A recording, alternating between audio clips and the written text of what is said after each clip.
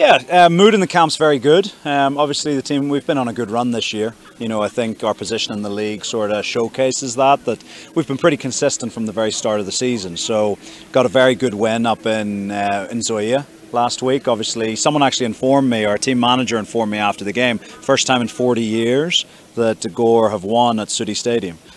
So that's a long time. That's since before I was born even. So for that little record to have been broken, mood in the camp's good. Players, you know, pretty much everyone's fit. There's one or two little things. Obviously, we all know Rooney Onyango took a really bad tackle last week and had to come out of the game. You saw he was training today, not quite as much as everyone else, but we think he'll be ready for the game. Yeah, look, everybody's prepared.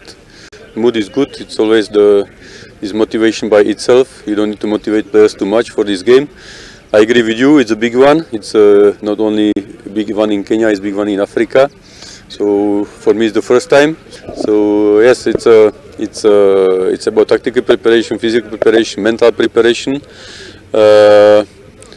We take it as the challenge. Look, they are the reigning champions. They are leading the log. So for us, is the challenge to succeed and to maybe to prepare something for them.